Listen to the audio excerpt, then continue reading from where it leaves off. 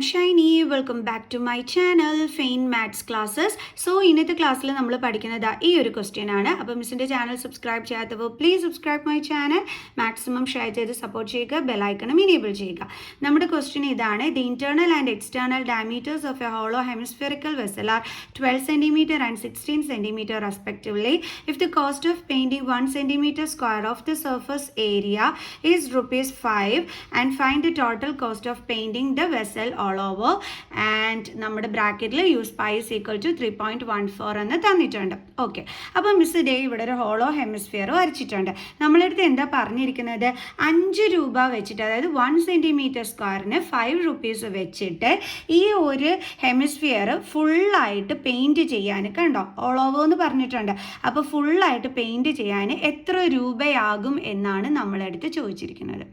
എങ്ങനെ കണ്ടുപിടിക്കും നമ്മൾ ഇതിൻ്റെ ഈ ഒരു ടോട്ടൽ സർഫസ് ഏരിയ എങ്ങനെയായിരിക്കണം നമ്മൾ കണ്ടുപിടിക്കേണ്ടുള്ളത്?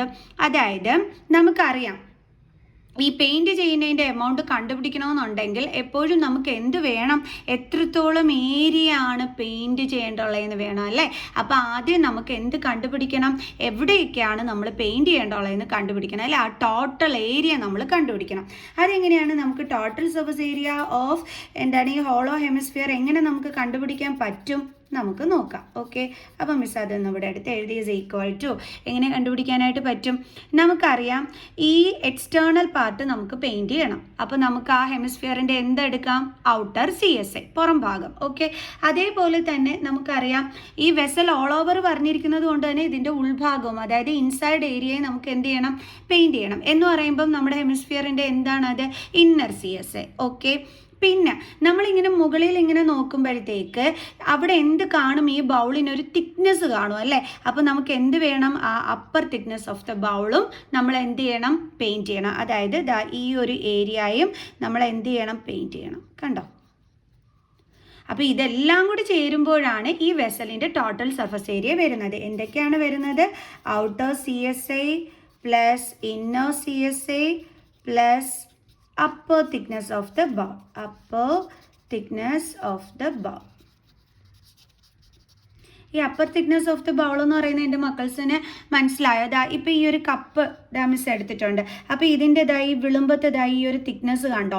അപ്പോൾ ഇതേപോലെ നമ്മുടെ ഹെമിസ്ഫിയറിന് അപ്പർ പാർട്ടിൽ എന്തുണ്ട്? ഒരു തിക്നെസ് ഉണ്ട്. അപ്പോൾ ആ തിക്നെസ്സും എന്ത് ചെയ്യണം? നമ്മൾ പെയിൻറ്റ് ചെയ്യണം. കണ്ടോ? അതായത് ഈ കട്ടിയുള്ള ഭാഗവും നമ്മൾ പെയിൻറ്റ് ചെയ്യണം. അപ്പോൾ അതിൻ്റെ ഏരിയയും നമ്മളിവിടെ ഉൾപ്പെടുത്തിയേ പറ്റുള്ളൂ. ഓക്കെ, മനസ്സിലായോ എൻ്റെ മക്കൾസിന്? ഈ തിക്നെസ്സിൻ്റെ കാര്യമാണ് മിസ് പറയണത്. ഓക്കെ, അപ്പോൾ പിടി കിട്ടിയല്ലോ. അപ്പോൾ നമുക്ക് പുറം ഭാഗം, അതേപോലെ തന്നെ ഇന്നർ CSA, പിന്നെ ഈ ഒരു റീജിയൻ, ഇത്രയുമാണ് നമുക്കിവിടെ പെയിൻറ്റ് ചെയ്ത് കൊടുക്കേണ്ടുള്ളത്. ഓക്കെ, അതാണ് എന്തെന്ന് പറയുന്നത്? ഈ ഒരു ഹോളോ ഹെമിസ്ഫിയറിൻ്റെ ടോട്ടൽ സർഫസ് ഏരിയ എന്ന് പറയുന്നത്. ക്ലിയർ? ഓക്കെ, ഇനി CSA ഒക്കെ ഫോർമുല എന്താണ്? 2πr². അപ്പോൾ നമുക്ക് അവിടെ എന്ത് വേണം? റേഡിയസ് വേണം. നമുക്കിവിടെ എന്താണ് തന്നിരിക്കുന്നത്? ഡയമീറ്റർ ആണ് തന്നിരിക്കുന്നത്. അപ്പോൾ നമുക്ക് ഇൻറ്റേർണൽ റേഡിയസ്, അതേപോലെ തന്നെ എക്സ്റ്റേർണൽ റേഡിയസ് നമുക്ക് അത് വെച്ചിട്ട് കണ്ടുപിടിക്കാം. ഓക്കെ, അപ്പോൾ നമ്മുടെ ഈ ഒരു ഈ ഒരു റേഡിയസ് എന്ന് പറയുന്നത് എത്രയാണ്? ഇൻറ്റേർണൽ റേഡിയസ് 12 cm എന്നാണ് തന്നിരിക്കുന്നത്. റേഡിയസ് അല്ല, സോറി, നമുക്ക് ഡയമീറ്റർ, കണ്ടോ? ഡയമീറ്റർ 12 എന്നാണ് തന്നിരിക്കുന്നത്. അപ്പോൾ റേഡിയസ് കണ്ടുപിടിക്കാനുള്ള ഫോർമുല ഡയമീറ്റർ ഡിവൈഡഡ് ബൈ 2, അതായത് 12/2 ഇസ് ഈക്വൽ ടു നമുക്ക് എന്ത് കിട്ടും? 6 cm. ഓക്കെ, അപ്പോൾ നമുക്കിവിടെ എന്ത് കിട്ടി? ഇൻറ്റേർണൽ റേഡിയസ് കിട്ടി. ഇനി അടുത്തതെന്ന് പറയണത് നമ്മുടെ എക്സ്റ്റേർണൽ റേഡിയസ് കണ്ടുപിടിക്കണം അല്ലേ? അപ്പോൾ external radius is equal to, ഇത് ഇവിടെ 16 ആണ് നമ്മുടെ എക്സ്റ്റേർണൽ ഡയമീറ്റർ കൊടുത്തിരിക്കുന്നത്. അപ്പോൾ അതിൻ്റെ റേഡിയസ് കണ്ടുപിടിക്കാൻ ഡയമീറ്റർ ഡിവൈഡഡ് ബൈ 2, അതായത് 16/2 നമുക്ക് എന്ത് കിട്ടി? 8 cm. അപ്പോൾ നമ്മുടെ റേഡിയസിൻ്റെ പ്രശ്നം നമ്മൾ പരിഹരിച്ചു. ഇനി മിസ് ഇവിടെ upper thickness of the bowl എന്നും പറഞ്ഞ് എഴുതി വെച്ചിട്ടുണ്ട്. അതിപ്പോൾ എങ്ങനെയാണ് കണ്ടുപിടിക്കുന്നത്? അതല്ലേ എൻ്റെ മക്കൾസ് ആലോചിക്കുന്നത്. വളരെ ഈസി ആയിട്ട് നമുക്ക് കണ്ടുപിടിക്കാൻ പറ്റും. എങ്ങനെയാണെന്നുള്ളത് മിസ് പറഞ്ഞുതരാം കേട്ടോ. Upper thickness of the bowl, അതിന് വേണ്ടിയിട്ട് മിസ് ഈ ബൗളിൻ്റെ ഈ ഒരു അപ്പർ റീജിയൻ ഉണ്ടല്ലോ, അത് ഇങ്ങോട്ടൊന്ന് വരയ്ക്കുകയാണ്. നമ്മുടെ ഈ ബൗളിൻ്റെ അപ്പർ റീജിയൻ എന്ന് പറയുന്നത് എന്ത് ഷേപ്പിലാണ് ഉള്ളത്? സർക്കിൾ ഷേപ്പിലാണ് ഉള്ളത്. ഓക്കെ, അപ്പം കണ്ടില്ലേ, ഇങ്ങനെയാണ് നമ്മുടെ ഈ ഒരു അപ്പർ റീജിയൻ വരുന്നത്.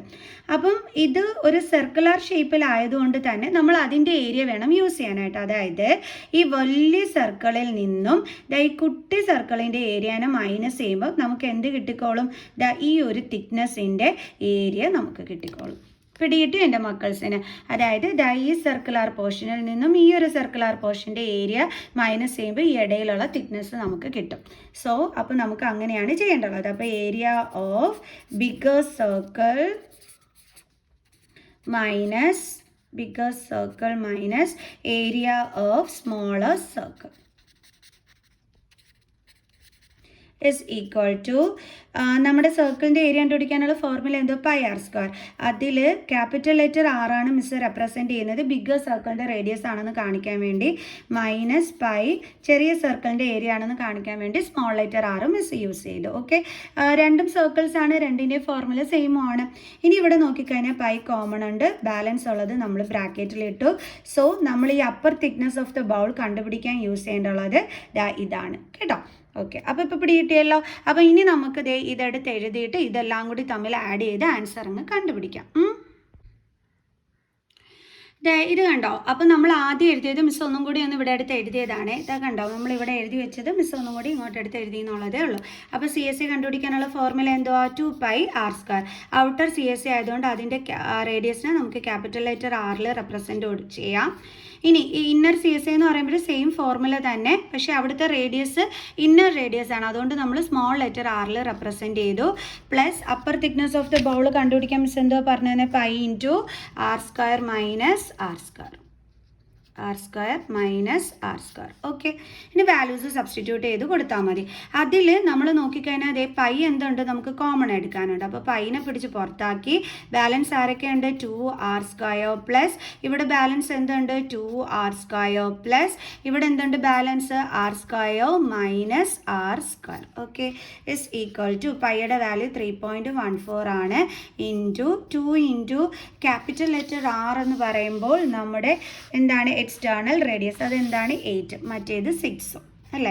ഓക്കെ, 8² പ്ലസ് 2 × ഇൻറ്റേർണൽ 6 ആയിരുന്നു, പ്ലസ് അടുത്തത് 8² മൈനസ് 6². അത് ഇൻറ്റേർണൽ, ഇത് എക്സ്റ്റേണൽ റേഡിയസും ഇത് ഇന്നർ റേഡിയസും. ഓക്കെ, ഇനി is equal to 3.14 into 2 × 64 plus 2 × 36 plus 64 minus 36. Okay, is equal to 3.14 into 2 × 64 എന്ന് പറയുമ്പോൾ 128 പ്ലസ് 2 × 36 72 പ്ലസ് അടുത്തത് എന്താണ്? 64 മൈനസ് 36. ഇനി ബ്രാക്കറ്റ് വേണ്ട കേട്ടോ. 64 മൈനസ് 36. സോ 5 1. അപ്പോൾ എന്താ വരിക? 14 മൈനസ് 6 8 then 2. അപ്പോൾ നമുക്ക് കിട്ടിയത് 28 ഇസ് ഈക്വൽ ടു 3.14 ഇൻറ്റു ഇതെല്ലാം കൂടി തമ്മിൽ ആഡ് ചെയ്യണം അല്ലേ? 128 72 28 8 പ്ലസ് 2 10 പ്ലസ് 8 18 7 8 9 10 11 12 1 2. അപ്പോൾ നമുക്ക് എന്താ കിട്ടിയത്? 228. ഇനി എന്താ ചെയ്യേണ്ടത്? ഇത് രണ്ടും കൂടി തമ്മിൽ മൾട്ടിപ്ലൈ ചെയ്യണം. ഇത് രണ്ടും കൂടി തമ്മിൽ മൾട്ടിപ്ലൈ ചെയ്യുമ്പോൾ നമുക്ക് 71592 എന്ന് കിട്ടും. എന്നിട്ട് ഇവിടെ രണ്ട് നമ്പർ കഴിഞ്ഞിട്ട് പോയിന്റ് കിടപ്പുണ്ട്, ആൻസറിൽ പോയിന്റ് ഇട്ട് കൊടുത്താൽ മതി. അതായത് പോയിന്റ് ഇല്ലാതെ നിങ്ങൾ 314 × 228 എന്ന് മൾട്ടിപ്ലൈ ചെയ്യുക, ആൻസർ ഇത് കിട്ടും. എന്നിട്ട് രണ്ട് നമ്പർ കഴിഞ്ഞിട്ട് പോയിന്റ് കറക്റ്റ് ചെയ്ത് ഇട്ട് കൊടുത്താൽ മതി കേട്ടോ. അപ്പോൾ cm². ഓക്കെ, ഇനി നമുക്ക് എന്താണ് വേണ്ടുള്ളത്? എമൗണ്ട് ആണ് അറിയേണ്ടുള്ളത് ആണല്ലോ എൻ്റെ മക്കൾസെ. അതായത് നമ്മളിപ്പോൾ ടോട്ടൽ നമ്മൾ പെയിൻറ്റ് ചെയ്യാനുള്ള ഏരിയ നമ്മളിവിടെ കണ്ടുപിടിച്ചു. ഇനി നമുക്കിവിടെ വേണ്ടുള്ളത് ഈ 1 cm²-ന് 5 rupees വെച്ചിട്ട് ടോട്ടൽ ഏരിയ പെയിൻറ്റ് ചെയ്യാൻ എത്ര രൂപയാകും എന്നാണ് കണ്ടുപിടിക്കേണ്ടത്.